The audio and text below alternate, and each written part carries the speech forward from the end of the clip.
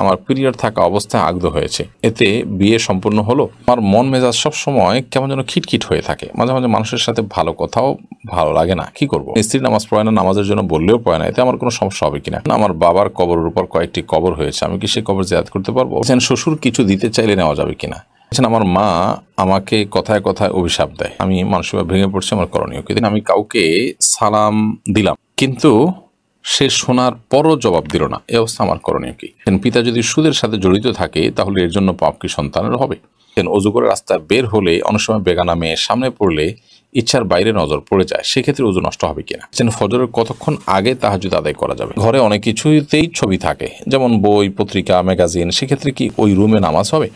চলুন তাহলে আমরা প্রশ্নোত্তরের মূল পর্বে প্রবেশ করি। আরিফ হাসান লিখেছেন, শ্বশুর কিছু দিতে চাইলে নেওয়া যাবে কিনা? একটা হলো যে সামান্য গিফট, খুব সামান্য যদি কোনো গিফট দেয় তাহলে সেক্ষেত্রে সেটা নেওয়া যেতে পারে।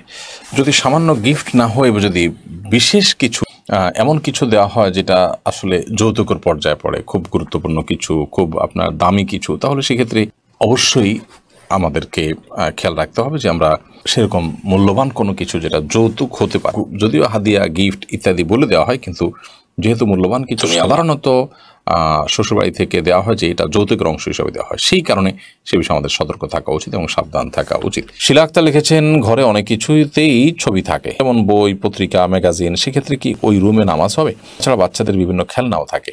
বোন শিলা, ঘরে বিভিন্ন আসবাবপত্রে যদি প্রাণীর ছবি থাকে তাহলে সেক্ষেত্রে সেই রুমে, বিশেষ করে এটা প্রকাশ্যে যদি থাকে টাঙানো ইত্যাদি, তাহলে সেখানে নামাজ না পড়ে, যেখানে নাই সেখানে নামাজ পড়া উচিত। অথবা ওখানে নামাজ পড়তে হলে সেটিকে যথাসম্ভব ঢেকে কোনো কিছু দিয়ে চাপা দিয়ে তারপরে বা ড্রয়ার ইত্যাদিতে রেখে তারপর নামাজ পড়া উচিত। এটি মাকরুহ হবে, তবে সেখানে নামাজ হবে না এরকম না, নামাজ হয়ে যাবে। জাকারিয়া রহমান আপনি লিখেছেন, পিতা যদি সুদের সাথে জড়িত থাকে তাহলে এর জন্য পাপ কি সন্তানের হবে?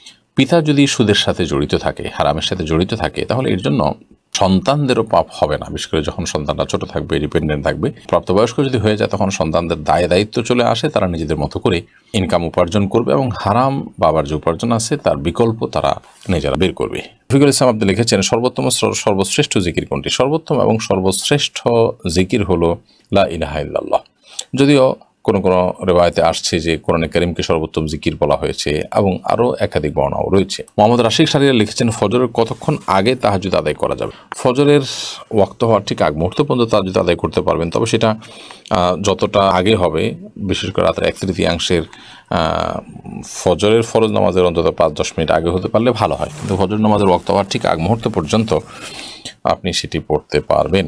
এরপর এম কে কারিম লিখেছেন, আজান শেষ হওয়ার আগে কি নামাজ পড়া যাবে? আজান শেষ হওয়ার আগে আপনি নামাজ পড়তে পারেন, তবে আজান যখন শুরু হয়ে যায় তখন আজানের জবাব দেওয়াতে মগ্ন হওয়া উচিত, যেন আজানের জবাব দিয়ে শেষ করে তারপর আপনি নামাজ পড়তে পারেন, সেটা বেশি উত্তম। তবে আজান চলাকালীন সময় যদি আপনি নামাজ শুরু করে দেন তাতে নামাজ হয়ে যাবে, কারণ আজানের জবাব দেওয়াটা ফরজ কিংবা ওয়াজিব নয়।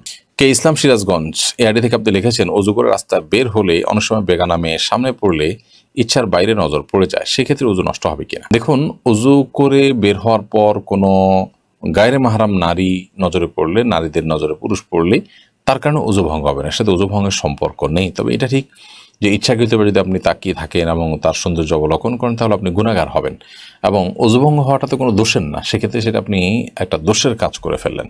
এই জন্য সে বিষয়ে আমাদের সাবধান থাকা উচিত। কোনো কারণে চোখ পড়ে গেছে ইচ্ছার বাইরে, তো এর কারণে গুনাহ হবে না ইনশাআল্লাহ, এবং অজুও ভাঙবে না।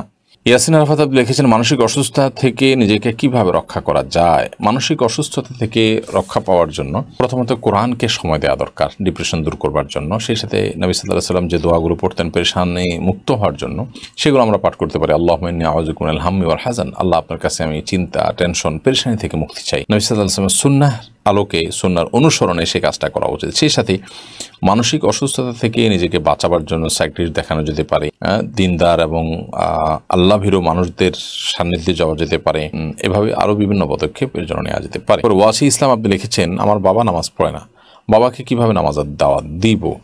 আপনার বাবা নামাজ পড়ে না, সেক্ষেত্রে আপনার বাবাকে নামাজের গুরুত্ব আপনি বোঝাবেন। আপনার বুঝ যদি তিনি গ্রহণ না করেন তো অন্য কাউকে দিয়ে বোঝাবেন, আল্লাহ তার কাছে কায়মন বাক্যে দোয়া করবেন। এরপর তিনি যদি কাজ না করে তাহলে সেক্ষেত্রে আপনি তাকে জোর প্রয়োগ করতে, বল প্রয়োগ করতে যাবেন না বা তার সাথে ব্যবহার খারাপ করতে যাবেন না। এমনি মিজানুর রহমান লিখেছেন, স্ত্রী নামাজ পড়ে না, নামাজের জন্য বললেও পড়ে না, এতে আমার কোনো সমস্যা হবে কিনা? আপনার বলাটা যদি দায়িত্বশীলতার সাথে সর্বোচ্চ লেভেলের হয় এবং সব ধরনের প্রচেষ্টা থাকে এবং নামাজ না পড়লে আপনি তার সাথে থাকবেন কিনা সেটা নিয়ে বিবেচনা করছেন, সেরকম বার্তাও তাকে দেন, অর্থাৎ আলটিমেটামও দেন, সব কিছু করেন, এরপর তার যদি কোনো কাজ না হয় তো আল্লাহর কাছে আপনার দায় থাকবে না ইনশাআল্লাহ তাআলা। তবে আপনার চেষ্টা অব্যাহত রাখা উচিত। মোহাম্মদ আসিফ খান আপনি লিখেছেন, আমি কাউকে সালাম দিলাম কিন্তু সে শোনার পরও জবাব দিল না, এই অবস্থা আমার করণীয় কি?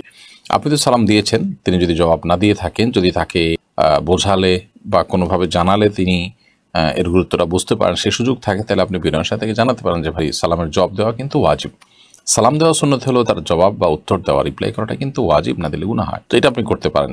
আর যদি সেরকম কোনো সুযোগ না থাকে তাহলে আপনার বিশেষ কোনো করণীয় নেই, তিনি না দেওয়ার কারণে তিনি গুনাহগার হলেন। রাব্বাতুল বাইত আইডি থেকে আপনি লিখেছেন, একটা ছেলের সাথে হারাম সম্পর্ক ছিল, তওবা করে ফিরে এসেছিলাম, কিন্তু আমি আমার তওবা বারবার ভেঙে ফেলেছি, আমি এবার খুব সিরিয়াস। এখন যদি আমি আবারও তওবা করি, আল্লাহকে ক্ষমা করবেন? অবশ্যই আল্লাহ তাআলা ক্ষমা করবেন। আল্লাহ তাআলা তাওয়াব মানে যিনি বারবার বান্দাকে ক্ষমা করেন, বিধায় আপনি তওবা করতেই থাকবেন। তবে হ্যাঁ, এটা ঠিক যে আপনার আগের তওবাগুলোর চাইতে পরবর্তী তওবা অত্যন্ত স্ট্রং হওয়া উচিত, তা না হলে আল্লাহ তাআলার কাছ থেকে ক্ষমার আশা পাওয়া খুবই দুরূহ। বিধায় আপনার এবারের তওবা হওয়া উচিত আগেরগুলোর চাইতে শক্তিশালী, যাতে করে বেশি সময় লাস্টিং করে এবং সাস্টেইন করে, সেই চেষ্টা আপনি করবেন। আতিক রহমান লিখেছেন, আমার মা আমাকে কথায় কথায় অভিশাপ দেয়, আমার বড় ভাইয়ের প্রবঞ্চনায় পড়ে, আমি সালাম দিলেও আমাকে গালি দেয়, অভিশাপ দেয়, আমি মানসিকভাবে ভেঙে পড়ছি, আমার করণীয় কি? দেখুন, মায়ের সাথে বিনয়ী থাকতে হবে এবং ভদ্রোচিত আচরণ করতে হবে, নরম থাকতে হবে। মা যদি কোনো অন্যায়ও করেন তারপরও সেটাকে প্রতিবাদ করা, প্রতিরোধ করা বা অন্যদের সামনে যেরকম আমরা রিয়্যাক্ট করে থাকি সেটি করার সুযোগ নেই। এজন্য এটা আমাদের মাথায় রাখতে হবে।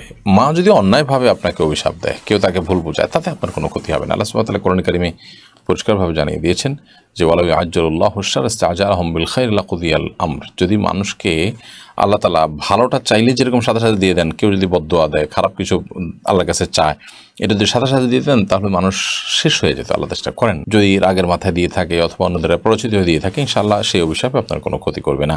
জুবেল আহমদ আপনি লিখেছেন, আমার বাবার কবরের উপর কয়েকটি কবর হয়েছে, আমি কি সেই কবর জিয়ারত করতে পারবো? অবশ্যই আপনি করতে পারবেন। একই কবরে অনেক লোক দাফন হয়েছে, সবাই ধ্বংসাবশেষ সেখানে আছে বা সবাই লাশ সেখানে মাটি বা গলিত অবস্থায় আছে, কোনো অসুবিধা নেই, আপনি সেখানে জিয়ারত করবেন। আপনার বাবার কবরে, একই কবরে যদি অন্যদেরকেও কবর দেওয়া হয়, তারপর আপনার বাবার যদি কবর সেখান থেকে তুলে নিয়ে আনা হয়, বরং ওখানে উপরে আরেকটা কবর দেওয়া হয়, যেমন ঢাকার অনেক কবরস্থানে আছে যে নির্দিষ্ট সময়ের পর সেখানে আরেকটা কবর দেওয়া হয় কবরের উপরে। তো এর কারণে আপনি সেখানে জিয়ারত করতে কোনো অসুবিধা নেই। বন্যা মির্জা লিখেছেন, আমার মন মেজাজ সব সময় কেমন যেন খিটখিট হয়ে থাকে, মাঝে মাঝে মানুষের সাথে ভালো কথাও ভালো লাগে না, কি করব? আপনি কোনো ডাক্তার দেখাতে পারেন, সাইকিয়াট্রিস্ট দেখাতে পারেন, মানসিক কোনো ডাক্তার দেখাতে পারেন। সেই সাথে আপনার এই অবস্থা থেকে উত্তরণের জন্য যদি আপনার মনে হয় এটা হঠাৎ করে হয়েছে, আপনি রুকিয়া বা ঝাড়ফুঁক করাতে পারেন। কারণ অনেক সময় ব্ল্যাক ম্যাজিক অথবা দুষ্টজনের উপদ্রবের কারণেও কিন্তু মানুষের মধ্যে এ ধরনের সমস্যা তৈরি হবে, তাই সেই চেষ্টা আপনি করতে পারেন।